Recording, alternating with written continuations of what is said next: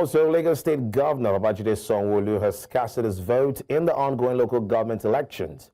He voted alongside his wife, Dr. Ikeja Sowunmi, at polling unit 006 Ward E, located at St. Stephen's Nursery Primary School, Adeniji, Lagos Island. The couple arrived at the polling unit around 11 a.m. to participate in the election to choose a chairman and councillors for the Lagos Island local government area. Voting commenced at the unit as early as 8 a.m. with electoral officials present to conduct the process. The local government poll marks a key exercise in grassroots governance across Lagos State, with residents casting their ballots in various wards and polling units. To discuss more on the ongoing local government elections in Lagos State, we are being joined now by public affairs analyst Fred Nzeako and political analyst Biodun Sowunmi. Thank you, gentlemen, for joining us right now.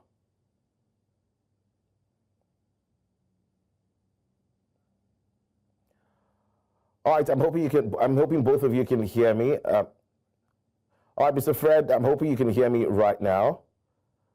Or Biodun Sowunmi, whichever the case now. Just talk to me about how you would rate the conduct of the local government elections so far.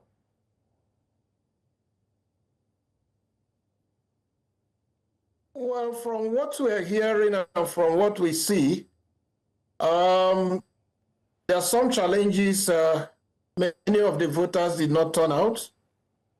And there are reports of incidents of people who couldn't find their name on the register and political parties complaining. But I think it's better for us to wait and see until the end of the elections for us to know the overall result. But the reports we are getting are mixed. In some places, it appears things are going well, while in others, things are not going as properly as they should. Now, there's something that seems to be constant in local government elections, especially not just now, but what we've seen happen over time, and that is low turnout of voters. Local government is supposed to be the grassroots government when it comes to, labeling it in terms of how it affects, the immediate public. Why do you think we have lower turnouts when it comes to local government elections as opposed to presidential elections or even gubernatorial elections?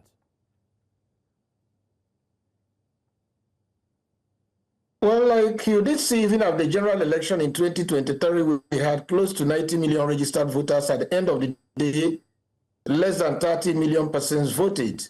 So this is the same reason why at the local government level, even if you have millions of people who are registered, most of the times they don't turn out, particularly with experiences. Some people had ugly experiences in 2023 elections. And, at the federal elections, is more hotly contested. But across the federation, states simply do whatever they like through their state electoral commissions in terms of simply the ruling party doing the winner takes all and leaving one or two maybe councillorship seats for the opposition. So it's like people are tired of simply going out to vote and the votes are not counting. And so if you give people the impression that whatever they do, you return whatever result you like, then many people will simply sit at home and say there is no need. But if people believe that their votes will count, you will see them pour out in the numbers to the polling units to exercise their franchise.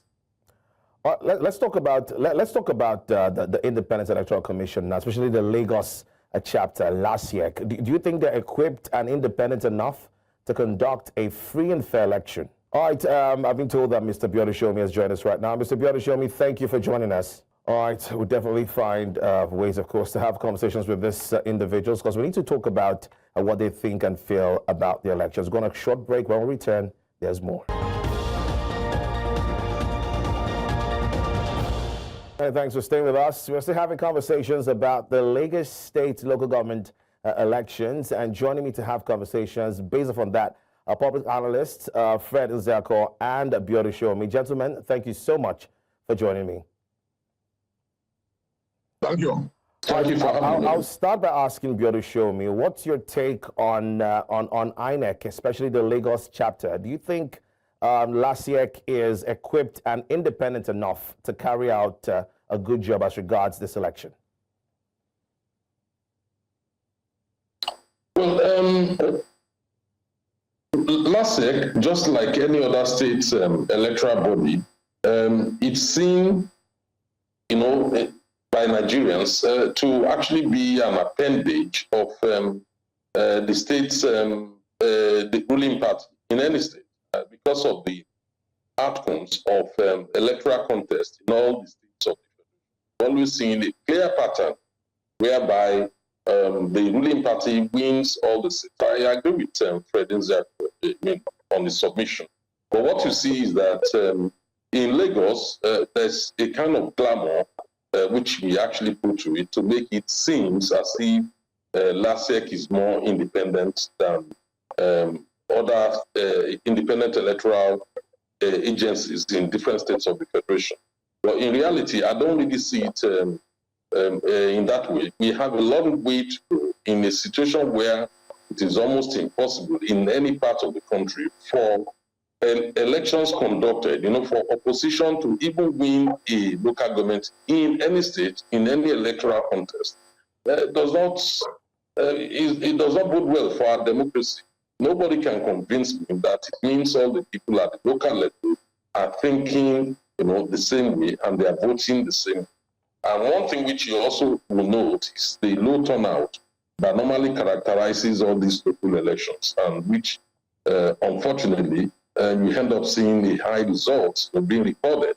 And I hope this will not be the case in Lagos State this time around, but to see the result.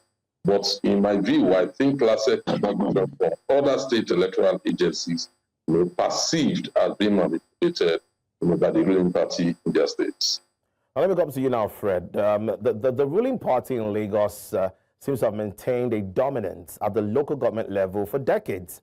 How does this affect democratic vibrancy and accountability in local governance? I'll tell you without missing words and without any fear of equivocation that there is no credible local government election anywhere in Nigeria, including the one held today in Lagos State. It was not credible. It was marred by the usual issues that bedevil local government elections in Nigeria. And by the time the result that is being collected now, by the time the results are announced, the ruling party in the state will win at least 95% of all the votes cast in terms of all the local government chairmanship and the councillorship seats. Minimum of 95%. And that is why we say that there is no election. Because what they do is they do coronation that they call local government election. You ask my good friend Biodun Sowunmi whether they have the capacity to do so. I mean, last year. Yes. I tell you that every state electoral commission has the wherewithal, the capacity to conduct a credible election, but they lack the will. They lack the will to do so because they are never independent. They are only there to anoint and select, or rather anoint the already selected men and women whose names were selected in the government office, in the governor's office, and then they're only there to coronate them. That is exactly what goes on. And this is not the first time, and this will not be the last time until we get the process right. So nobody should begin to say, oh, there was an election in Lagos State. There was no election. And there is no election in any other state in Nigeria as far as local government elections are concerned. Now, Fred, you've made this huge claim now that there isn't an election that has happened here in Lagos. You've called it a coronation. Do you think perhaps the low turnout, if at all what you're saying is true, do you think the low turnout of voters perhaps contributes to this coronation that you, as you claim, as you've labeled it?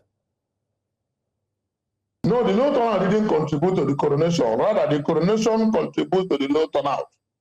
Because people know that going out to vote is unnecessary. It's a waste of time. They know it. They see it. They are not babies. These are adults. And they can be deceived time and time again And I tell you, I repeat, that there's no state in this country that has ever conducted or that can ever conduct a credible local government election. So people, because of that coronation exercise, people feel that it is a waste of time, it is a waste of effort, and that's why they stay at home. So it is the other way around. The coronation causes the low turnout, and not the low turnout causing the coronation, because even if people troop out to go and vote, the result will not change.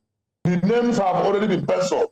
As a matter of fact, once somebody is nominated, the primary election of the parties is even more serious than the general election. So once you win the primary election of your party, to conduct as the election as the chairman or local or councillor in a ruling party in your state, you go to your tailor to start sewing your inauguration dress, because it is as sure as victory. Nothing will stop you from being announced, except midway you fall out with the power that be in your party or in the government. Then you can easily be manipulatively changed. But as long as nothing has changed between in your relationship with the leadership of your party and the government in power in your state, just go and sew your clothes and begin to arrange your reception ceremony, because it is sure that you are going to be coronated. That is as low as it is. We have been saying this. Yes, the Supreme Court has given them financial autonomy, but it has been manipulatively sidelined and sidetracked by the governors. And that is why they will not allow a credible local government election such that the chairman of all the local government and LCDAs will be their men who can never say no, because they know that they didn't win any election. Therefore, they don't have the mandate of the people. Rather, they have the mandate and the authority of the governor to become the chairman of the local government. Mr. Fred Nzeako, but right now we're being joined by News Central's correspondent, Israel Efe-Robo. Israel, can you hear me? Yes, I can. All right, Israel, you were right there at the elections. Tell us what your experience was and what you can say, or what you think about the election. Basically, what's your assessment on the whole process? Oh yes, indeed. So much happened today, and it beats. What's the word now? It's just unimaginable what happened today in Lagos. Some will say there was an election. Some will say it was a selection. Fred Nzeako just called it a coronation. Well, here today in Lagos, we were out and about, and we witnessed very, very low turnout of voters. The voter apathy was pretty high, to say the least. We got to some polling units across the state, and what we witnessed, what we saw, was a total lack of interest from the people. Some of them walked up to us and told us that News Central, we will not be voting, we will not be speaking on camera as well. And they said that they've tried calling some of the party agents, said they've tried calling people from their homes, to come out and be part of the process. That just did not work. So, and that's just about the mood about almost everywhere, But aside the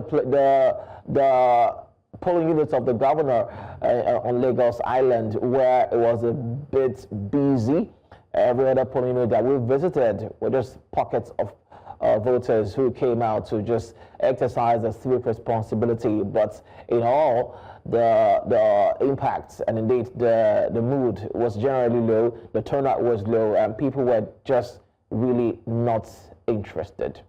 What can you tell us about how the staff of INEC carried out the process? How would you assess them?